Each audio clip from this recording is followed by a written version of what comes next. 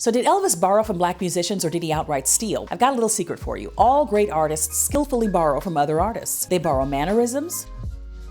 They borrow moves.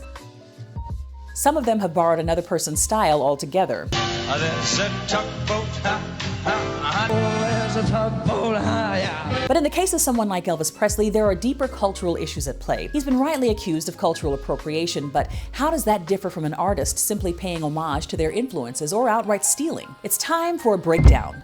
Borrowing, cultural appropriation, or stealing. Borrowing. Every musician does this. Every piece of music, no matter how innovative, is referential of something else. Whoever your favorite artist is, they borrow. That's how new music is made. They borrow each other's style, intonation, mannerisms. They borrow musical ideas. Knowingly or unknowingly, they take bits of inspiration from music they've been influenced by, and they incorporate it into their own music, hopefully with enough originality to make it their own. What is cultural appropriation? In music, this refers to a person of one cultural, racial, or ethnic group co-opting the performance style, attire, or mannerisms of another group in a way that is exploitative or predatory. This plays into the fraught racial and cultural history in the United States.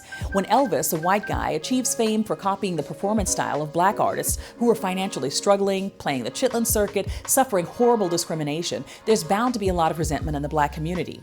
Does it matter that he revered black artists and grew up around black people? Well, that doesn't change the cultural impact of the music industry lifting up a white guy and calling him the king while it ignored and rejected many of the black artists he was emulating. Now, is it automatically cultural appropriation when a white artist performs black music? No, not necessarily. I hope to talk more about that in a later video.